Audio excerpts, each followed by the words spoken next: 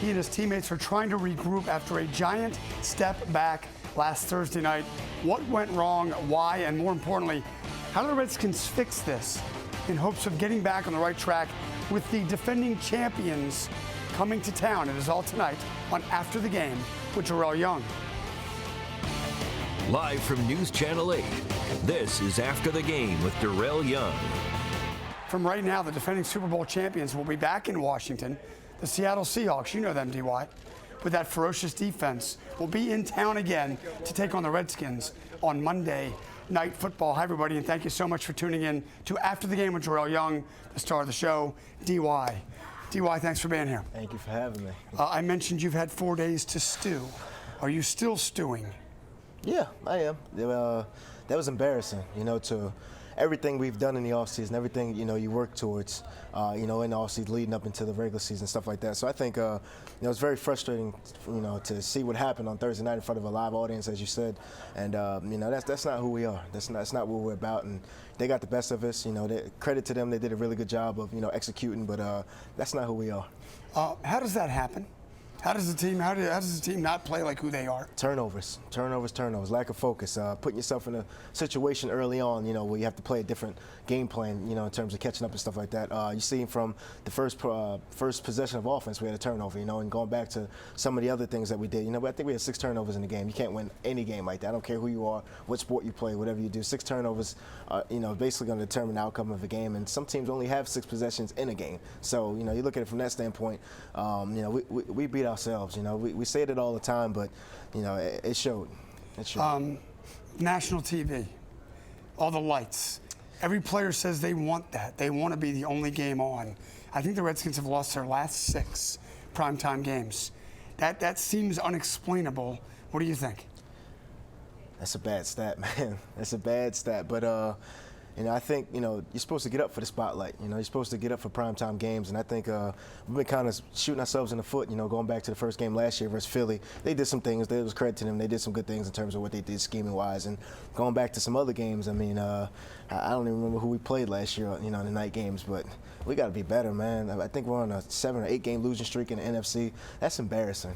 Us as players, us is everything that you stand for in terms of why you go to the NFL and what you want to accomplish. And, honestly, there's only one team that's happy in the end. But, leading up into that, you got to figure out who you are early on. And we lost the first quarter of the season. Now we got 3 more quarters to kind of basically prove ourselves. And, we got to defend the national champion, or defend the champions coming into town this week. Is this team still figuring out who it is? I think so. At 1-3, I think you have to be. I think we know who we want to be, but we have to identify it early on in terms of if we're going to be a running team, we got to run the ball. If we're going to be a passing team, we got to pass the ball. Only the guys on the field at that time can determine what we're going to be.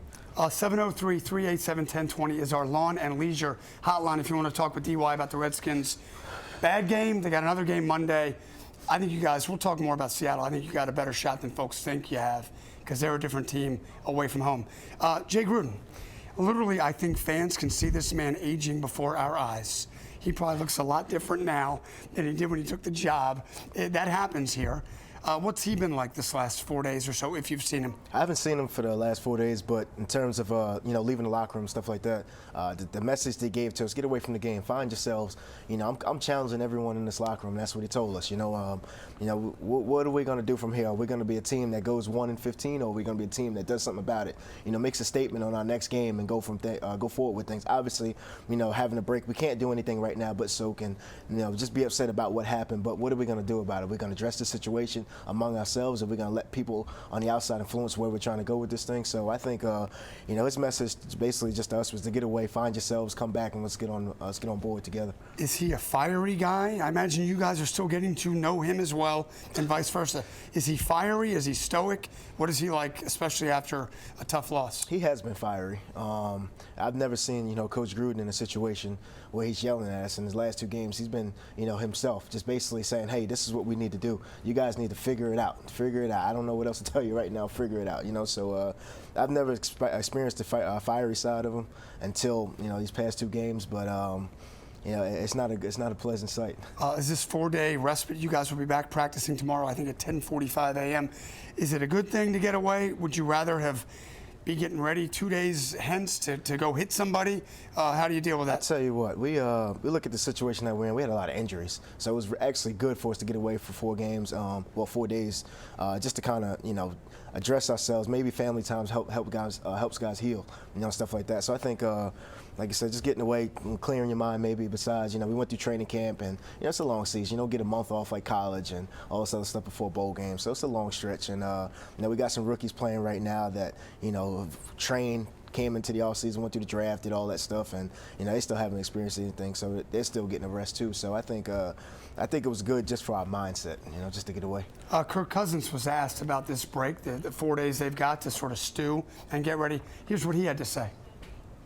Coming off this performance, I think part of you wants to get back in there and learn from it as much as possible and try to make sure it never happens again.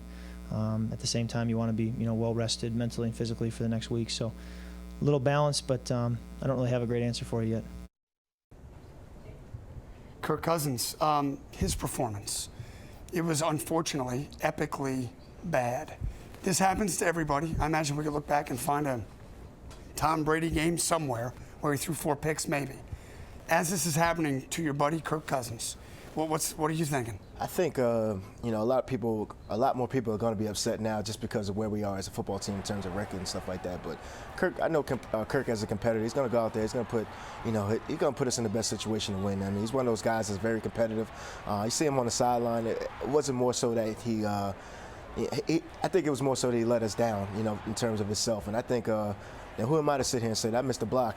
People, judge him more so of what he does because he has the ball in his hand, and he touches the ball a lot more than I do. But looking at Kirk, like I said, I know what he does. I know what he is as a competitor. I know who he is as a person. I know what he is as a spiritual guy. So he'll get away from the game. He'll clear his mind. He'll come back. And is it probably the worst game he's ever played? Yeah. But at the end of the day, it's the NFL. Those guys are doing a good job, and they made plays when they needed to. He says all of the politically correct things. He says, this is Robert's team. I'm just keeping the seat warm, blah, blah, blah.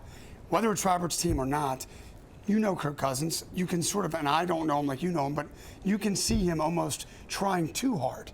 Is that possible? He wants this so badly. I'm not saying the starting job here. I'm saying he wants to prove that he can play quarterback in this league so badly that maybe is it tough for a guy to not want it too much?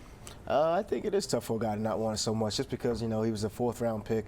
Look at some of the things he's done in his career. I mean, you want to make a statement for who you are. He's a guy that, goes out there and competes every day. He puts, he studies like he is a starter when he's not the starter, So I look at, a guy like Kirk, of course, of course you're going to, try to basically put yourself in a situation to be better. And sometimes, you do it, I guess, in a way that, it's too much. But, just go out there and play football. You just got to let them know that, hey, at the end of the day, it's still football. The X's and O's are still the same crossing route, same as still toss pitch that you ran growing up. So I think, looking forward to things. He's a good guy, man. I hope he comes out here and throws for 500 yards this week. Before we go to Tina and Oxon Hill, do you say something to Kirk, or do you let him have his own space? I said something to him on the sideline. I said, hey, Kirk, we still got your back. I don't care what happens. Regardless of what happens in this game, you throw 6 more picks. I don't care. We got your back. This is what we came into the situation knowing. We know who you are. We know what you're capable of doing. Everyone has bad games. It is what it is. What do you say? He said, hey, thanks, D.Y. I appreciate it. I said, hey, we got your back, man. D.Y.'s got your back. Tina is in Oxon Hill, Maryland tonight. Hi, Tina. How are you? Hi, Alex. Hi, Darrel. How you doing? I got your back no matter what. Still, through thick and thin. But I just want to ask a question. Are you all going to just get better in October? Or are you all going for 8-8?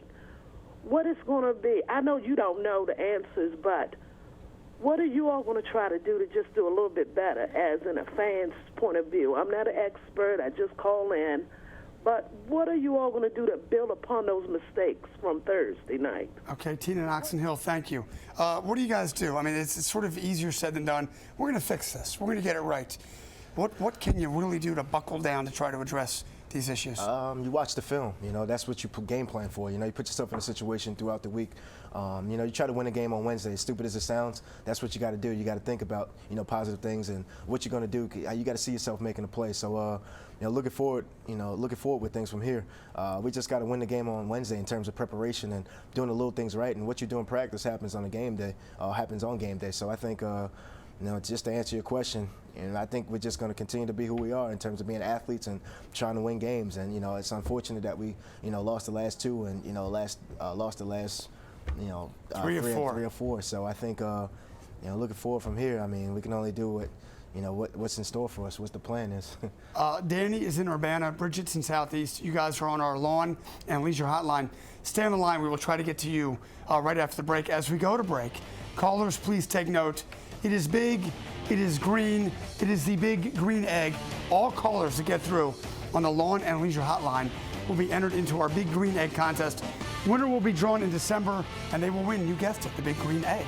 For complete rules, please log on to WJLA.com/ there she is, big green egg.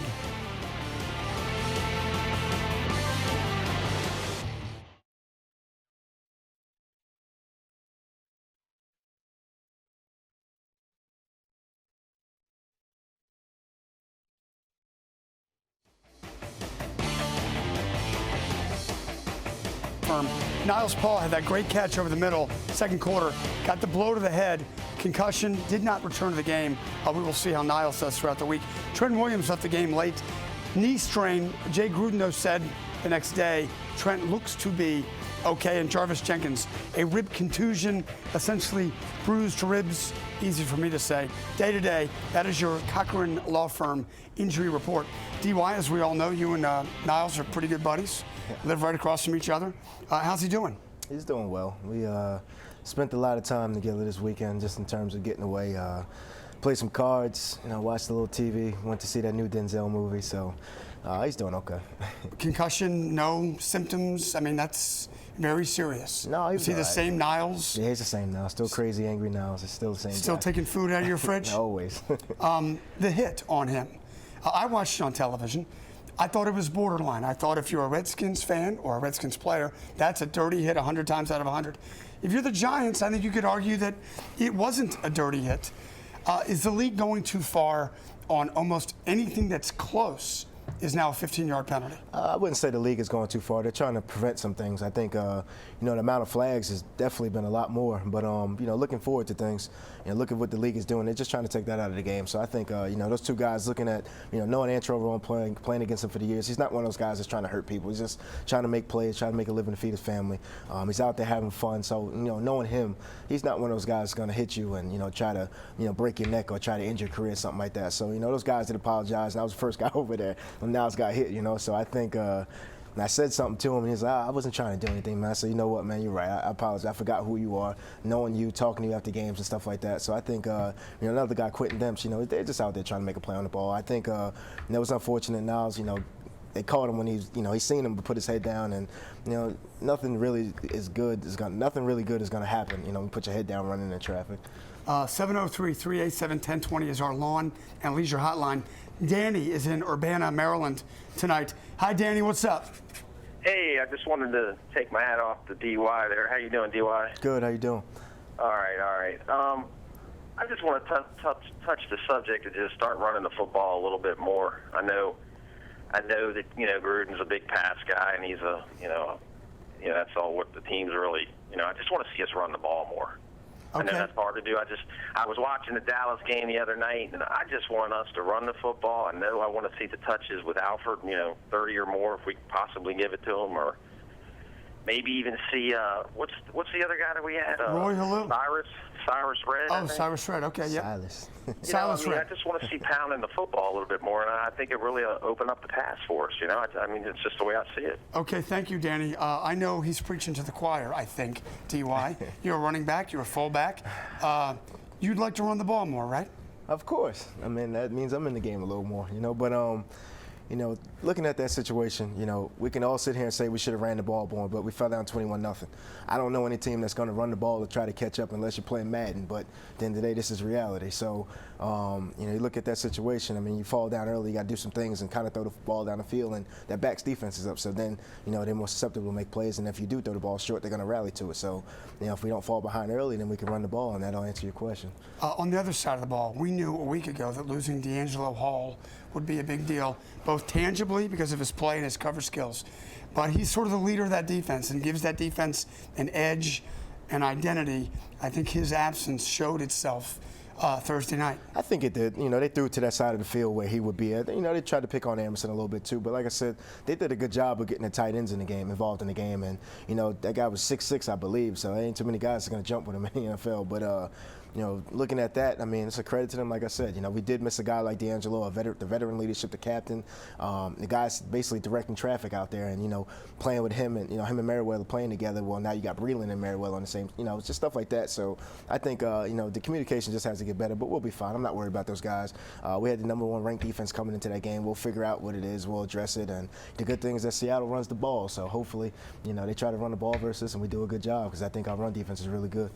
Bridget is in Southeast Washington on our lawn and leisure hotline tonight. Hi, Bridget. What's up? I'm doing fine. I don't think this team know what they're doing, period. Period, D.Y. Because this is the thing. He don't fake no throws. He don't run no ball. He don't try to get it down the aisle. They be fighting. They frustrated. They don't know what they doing. It ain't no need of them even playing if they can't get nothing on the board, or they can't win no games. Bridget in Southeast, thank you. Bridget gave a little Newt Rockney speech there. You want to bring her in the locker room Monday at about 8:15? Something. We need something. But I think, you know, to answer her question, I think we have an idea of what we're doing, but people are going to make mistakes on the field. Kaepernick threw picks yesterday. Foles threw picks yesterday. I mean, it happens, you know. It's the NFL. Guys are getting paid out there to make plays, and at the end of the day, you might see one thing and, you know, might do something else. No one can play quarterback. There's 3 quarterbacks on the roster. None of us, the rest of us, can play quarterback. Just like, you know, I don't expect Kirk Cousins to go out there and run zone lead. You know, so I mean, everyone has a job to do. You know, those guys have been professionals for a long time, and, you know, we'll fix it. 703-387-1020. If you want to get DY a little fired up like Bridget in Southeast, that's our lawn and leisure hotline. We got to do a break. When we come back, there was a play of the game for the Washington Redskins. We will take a look at that and have more of your calls after this. Don't go away.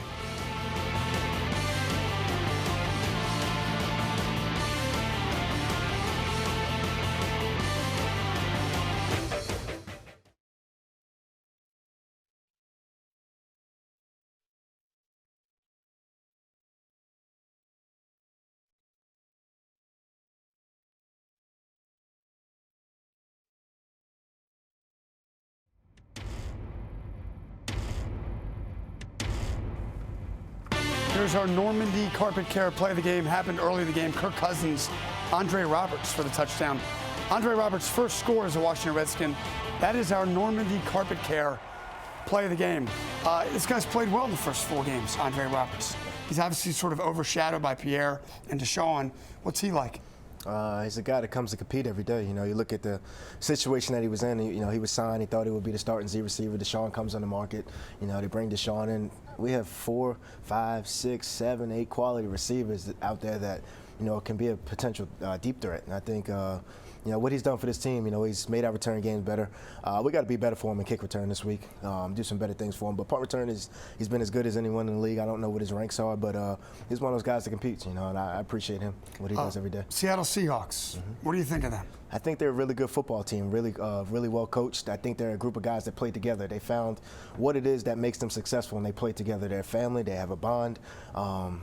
That's what you want to try to get to. You look at all the teams that are successful throughout the years that continue to be successful. They have that camaraderie, something that every team can't have or doesn't have, but you want to have, you know. And I think looking at them, they run the ball really well. We stopped the run really well. They do some really good things off the run in terms of play action. What the guy was saying from that called in, and you know, that's what we want to try to get to. You want to run the ball, you want to get play actions. So I think they're a really well coached team who executes, and they take the most of the opportunity. They make the most of the opportunities. They put themselves in a situation to win. Nobody is going to think you guys have a chance in this game. I think you have a great chance because I think Seattle on the road is a better than average football team. At home, they're unbeatable. But if this is at your place, Do you like being incredible underdogs? Because I think that is what you will be. I love it. You know, you go into a game. The game is played on Sundays, Mondays, Thursdays, whatever the game may be. You look at. No one thought San Diego had a chance. I mean, we San Diego, we beat San Diego, but San Diego came to play and they beat Seattle. You know, so I think looking at that, the game's played on the field. You can't worry about what the odds are, what Vegas says, who says this, where the bets are. It doesn't matter. The game's played on the field. You got to show up. If we win 14-13, it's still a win in the book. So just got to go out there. We got to execute. You know, they're coming in with a lot of hype, and that's what you want. You want to catch them like that and catch them. I'm not saying they're arrogant. Maybe catch them when they're, you know, kind of excited about what they've been doing, you know, and catch them like that and just go forward with things. You can block Richard Sherman and tell him what you think. We'll have more with DY on After the Game with Darrel Young right after this. Don't go away.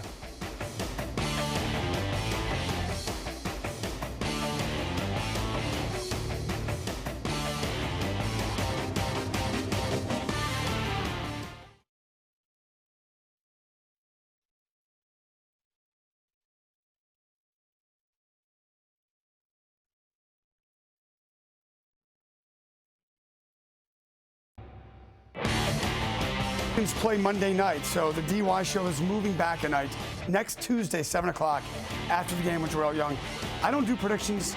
I really think the Redskins have a really good shot at upsetting the Seattle Seahawks. DY is back with me. Do I dare show you the NFC East standings? Lucky yesterday, I don't know about lucky. Eagles lost, but the Dallas Cowboys are coming out of nowhere. Playing well. You guys, it's getting late early, as Yogi Berra said one time. Well, the good thing is that there's what? 12 games left. 12 left. There you go.